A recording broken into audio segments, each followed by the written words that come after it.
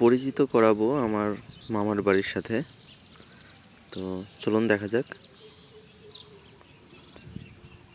এটা হচ্ছে আমার মামার বাড়ির বাইরের মেন গেট। এটা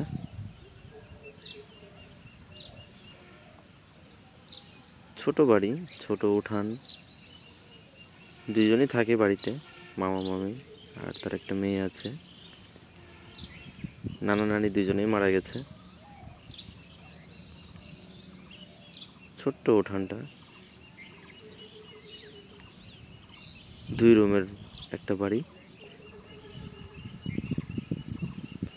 এটাতে মামা মামিরা থাকে, মামা মামি তার মেয়েকে নিয়ে থাকে এই রুমটাতে। ছোট হলেও সুন্দর, সাজানো গোছানো, দেখতে বেশ ভালোই লাগে। মানে একটা বাড়িতে যেভাবে থাকা যায় সুন্দরভাবে গুছায়ে, ওইভাবে থাকা যায়। আর বাইরে থেকে কেউ আসলে এই রুমটাতেই থাকে।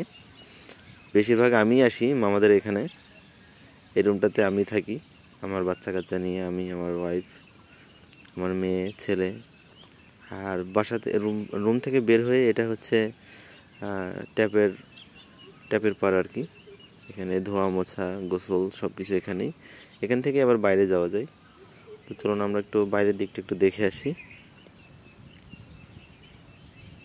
তো বাড়িতে মুরগি আছে, প্রচুর মুরগি বাড়িতে। মুরগি রাখার জন্য আলাদা কোনো ঘর নেই। এটা আমার মামার মেয়ে, একটাই মেয়ে। এখানে গরু থাকে, একটু অন্ধকার লাগছে, কিছু দেখা যাচ্ছে না। এটা হচ্ছে রান্নাঘর, আর এইটা হচ্ছে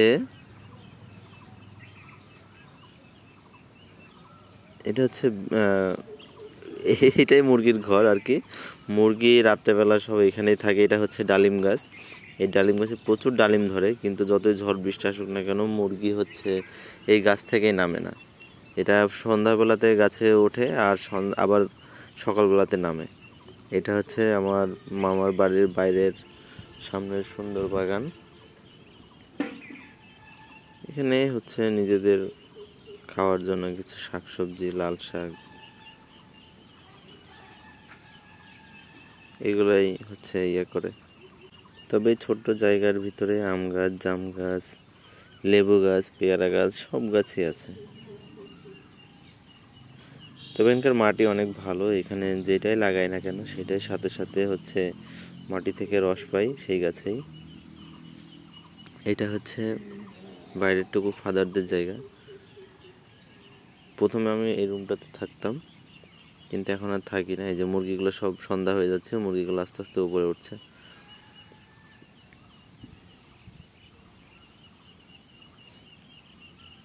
এটা হচ্ছে গোসলখানা। এখানে এটাই হচ্ছে গোসলখানা। এখান দিয়েও ভিতরে ঢোকা যায়।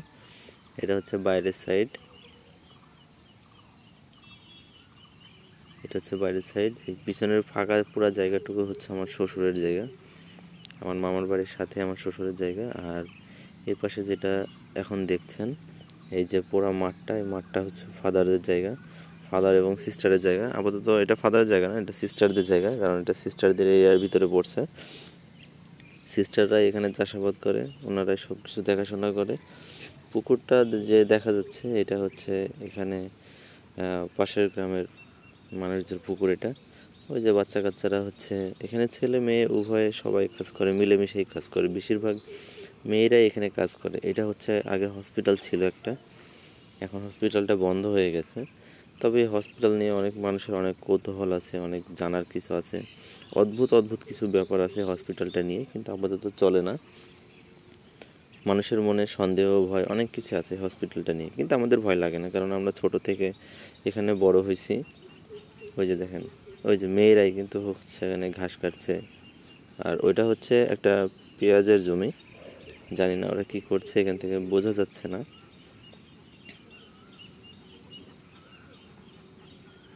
তো এই হচ্ছে আমার মামার বাড়ির আশপাশ।